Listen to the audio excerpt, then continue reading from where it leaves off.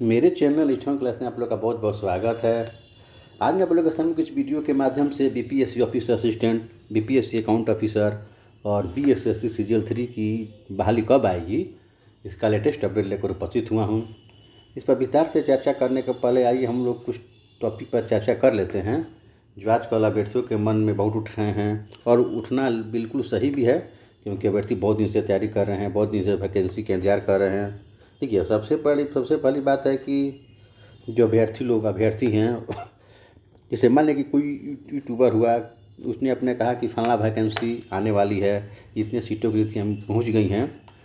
तो मोटा मोटी जो जैसे लेटेस्ट जानकारी मिलती है किसी भी कोचिंग वाले को, संस्थान वाले को, यूट्यूबर वाले को तो अपना साझा कर देते हैं कि बहाली आने वाली है।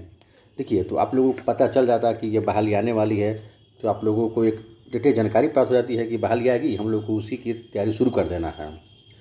और एक निश्चित डेट जैसे किस तिथि को आएगी या कब आएगी, इस डेट को घोषणा कोई नहीं कर सकता है, चाहे वो इसका घोषणा सिर्फ चेयरमैन ही कर सकते हैं किसी बोर्ड का। जैसे मान लें कि बीपीएससी के चेयरमैन हुए, बीएसएससी के चेयरमैन हुए, पीपीएसएससी के चेयरमैन हुए, वही घोषणा मान कर सकते हैं कितनी तिथि को आएगी। लेकिन आप लोग बहुत बार देख रहे हैं कि जो बीएसएससी के सचिव महोदय या अध्यक्ष महोदय बार बार घोषणा कर रहे हैं वैकेंसी आएगी, लेकिन उस तिथि को भी नहीं आ रही है वैकेंसी। देखिए, सबसे बड़ी बात यह है, यह समस्या बिहार की ही नहीं है, पूरे देश की है। आप यूपी को देखिए, मध्य प्रदेश देखिए, छत्तीसगढ़, राजस्थान, झारखंड, सभी राज्यों में जितने भी सरकारी बहालियाँ हैं पूरी तरह से लेट लतीफ़ चल रही हैं। कोई 5 साल से लटकी हुई है, कोई 4 साल से लटकी हुई है। तो जिन अभ्यर्थियों का जो सेंट्रल के नौकरियों के लिए समाप्त हो गया, उन अभ्यर्थियों के लिए बहुत ये तो है चिंता की बात है। बहुत सारे अभ्यर्थी जिनका सेंट्रल के लिए ख़त्म हो गया है, तो उन अभ्यर्थियों के लिए तो बहुत चिंता की बात है कि तो उन बेचारे सभी अभ्यर्थियों को तो पूर्ण रूप से स्टेट लेवल पर निर्भर रहना पड़ रहा है। यह समस्या सबके साथ हुई है, चाहे हम हुए, चाहे बहुत जितने भी सक्सेस अभ्यर्थी हुए हैं उन लोग के साथ भी यही समस्या हुई है कि पूरी बहाली प्रक्रिया लेट लतीफ़ी से हुई। जैसे देखिए, सीजीएल 2 की बहाली हुई, या सीजीएल 1 को देखिए, सीजीएल 1 की बहाली 2010 में आई, 14 में क्लियर हुआ, और सीजीएल 2 की बहाली 14 में आई, इसको 18 में ज्वाइन हुआ।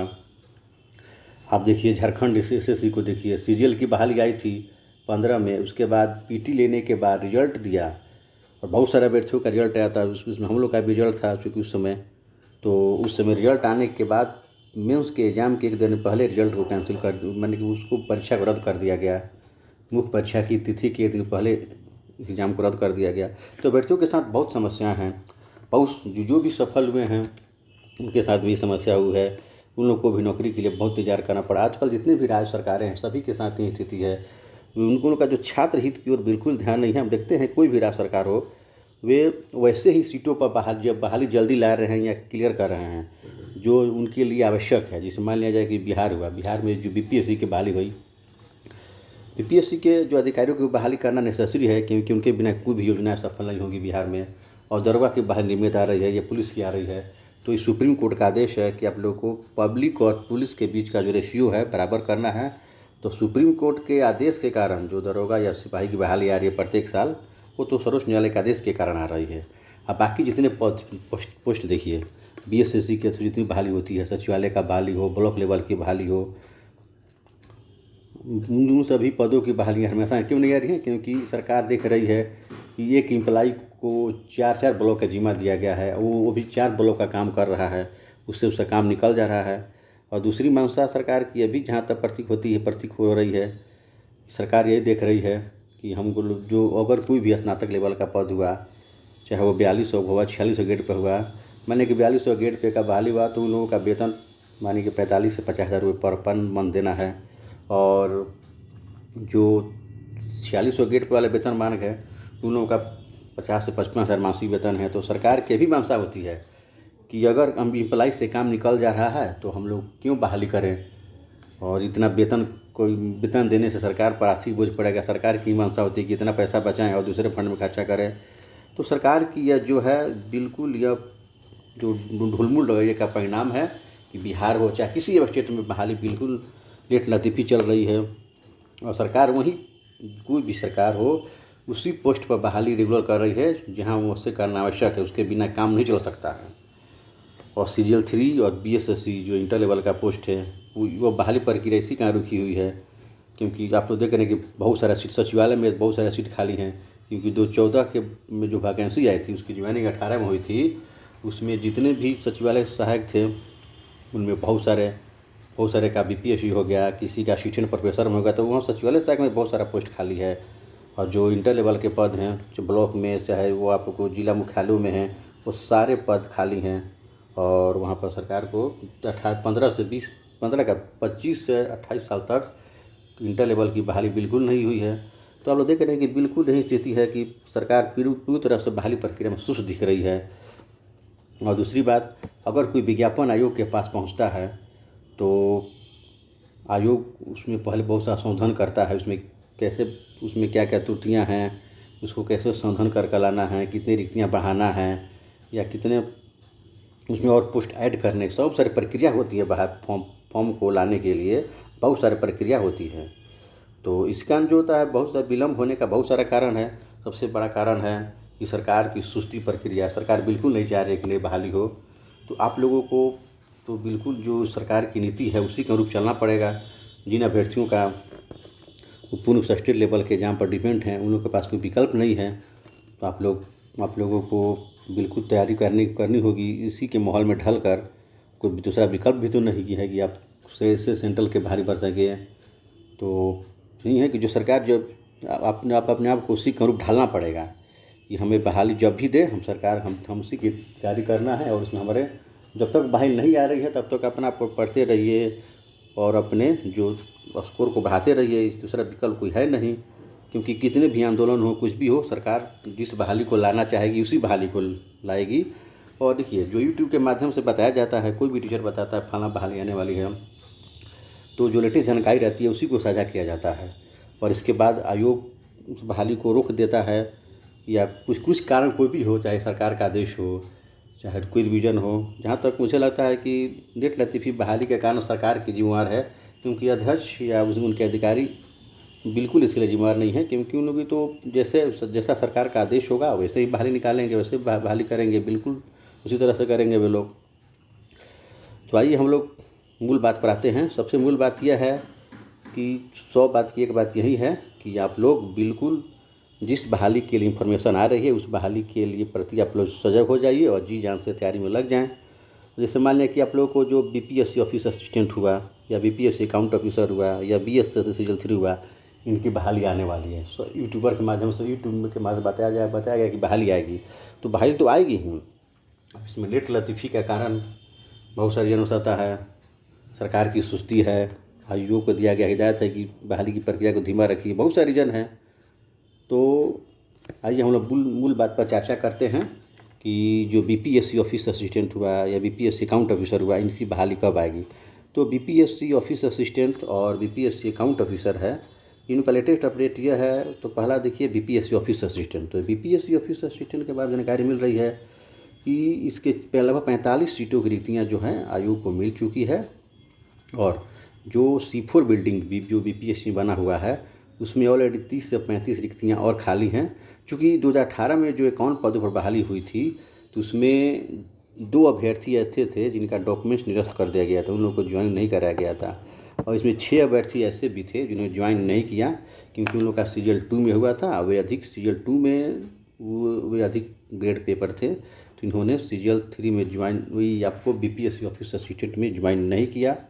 तो इस कारण आपको देखा जाए तो रिक्तियाँ तो बहुत हैं, बीपीएससी ऑफिस में रिक्तियाँ हैं, बहाली तो आएगी ही क्योंकि बहाली के लिए बहुत प्रक्रिया होती है। अगर देखा जाए जो बीपीएससी बहाली के मामले में बहुत अच्छा काम कर रहा है, तो असिस्टेंट की बहाली के लिए बहुत सारे रीजन नहीं देने का रीजन हो सकता है अभी, क्योंकि हो सकता है कि और रिक्तियाँ मांगी जा रही हों कि कितनी रिक्तियाँ खाली हैं। आप लोग की रिक्तियाँ 70 से 75 तक भी हो सकती हैं। तो और रिक्तियाँ जब पहुँच जाएंगी तो हो सकता है आयोग एक साथ बहाली दे।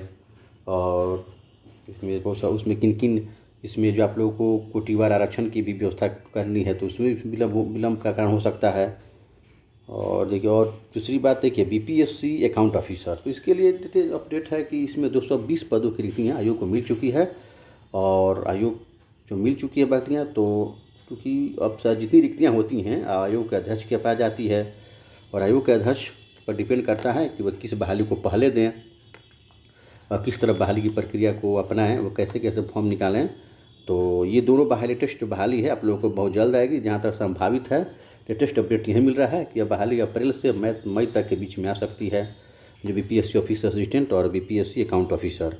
तो बहुत सारे अभ्यर्थियों का सवाल है कि बीपीएससी अकाउंट ऑफिसर हुआ, इसका कौन कौन फॉर्म भर सकता है, इसके लिए कौन योग होगा। तो देखिए, जो बीपीएससी अकाउंट ऑफिसर है इसका जो शैक्षणिक योग्यता जो रखी जाएगी, आपको मुख्य रूप से जो ऑडिटर, बिहार ऑडिटर की जो बहाली आई थी हूबहू आपको उसी के पैटर्न, उसी के 17 शैक्षणिक योग्यता रखी जाएगी।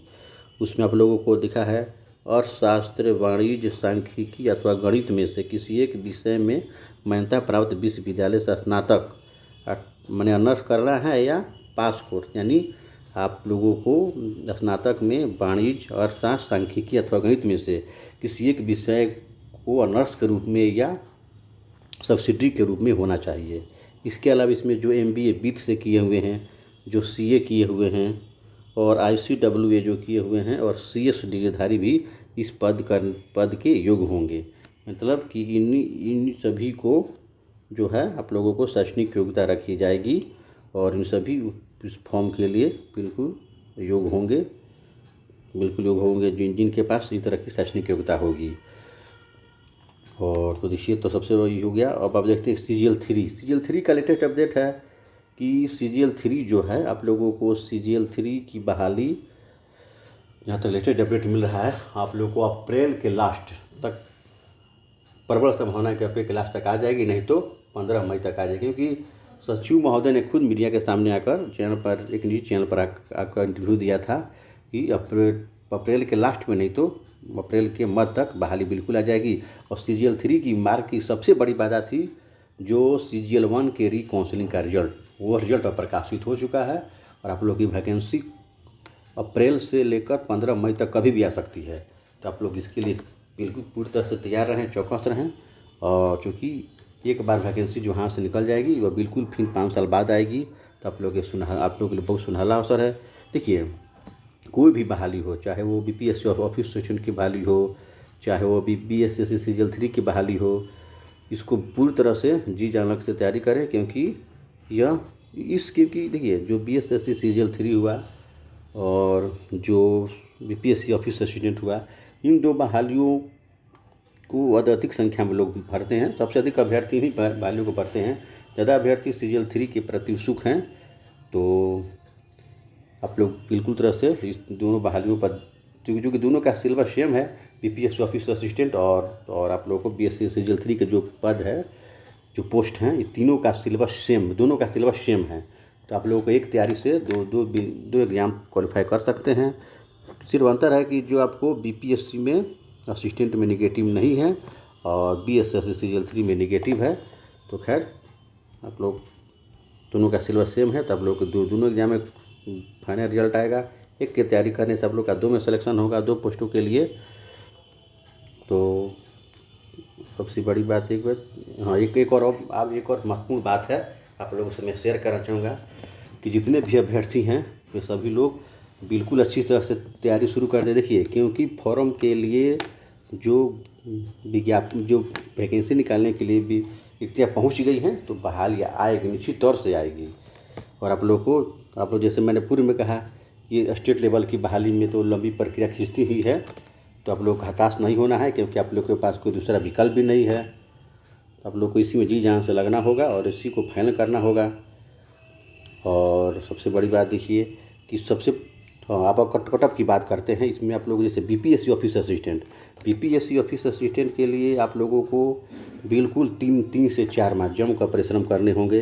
क्योंकि देखिए, इसमें आप लोग कट ऑफ है 120 से 25 तक के नीचे कभी नहीं जाएगा। क्योंकि पिछली बार 119 गया था, तो इस बार 120 से 25 के बीच कट ऑफ रहेगा।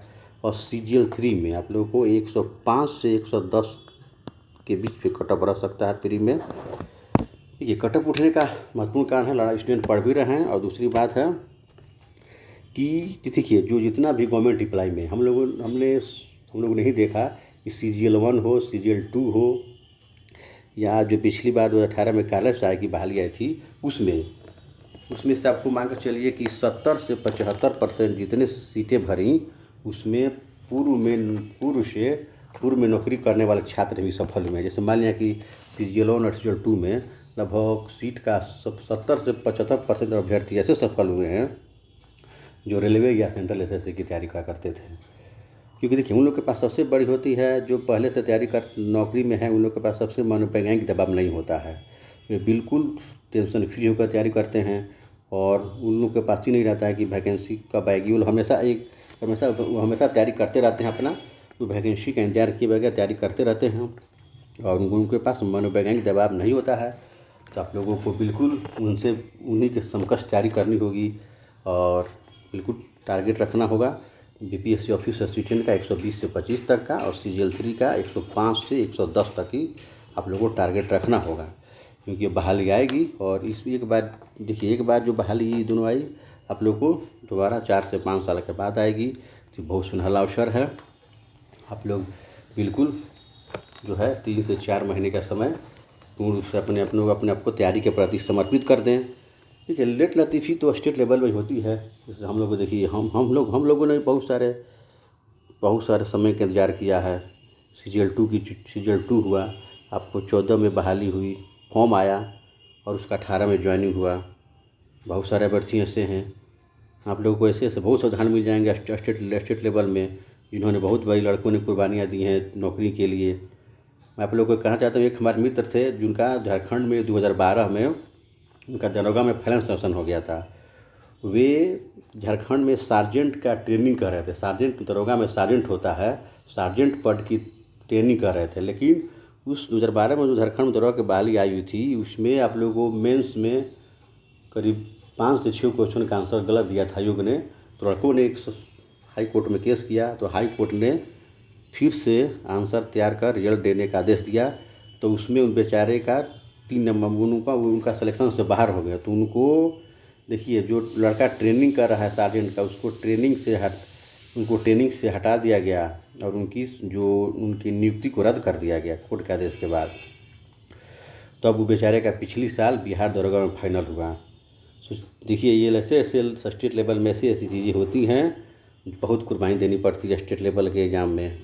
बहुत सारे बेचारे 2012 में जो लड़का ट्रेनिंग करता है सार्जेंट का, दरोगा पोस्ट का, उसको ट्रेनिंग पीरियड से हटाकर कोर्ट के आदेश के बाद, यानी कि जो आयोग ने आंसर में संशोधन कर रिजल्ट देने का आदेश दिया, उसमें उनको हटा दिया गया और ट्रेनिंग से हटाकर उनकी जो बहाली को रद्द कर दिया गया। लेकिन देखिए, जो लगे रहे बेचारे और उनका पिछली साल बिहार दरोगा में फाइनल हो गया। इसी तरह आप लोग को हिम्मत नहीं हारना है, बहाली आएगी, निश्चित तौर से आएगी। आप लोग तैयारी करते रहें। इन्हीं सारी बहुत ढेर शुभकामनाओं के साथ आप लोग से विदा लेता हूँ। और जैसे ही मुझे कोई लेटेस्ट इन्फॉर्मेशन मिलेगा, मैं आप लोगों के सामने वीडियो के माध्यम से उपस्थित होऊंगा। तब तक के लिए आप लोग से जय हिंद, जय बिहार।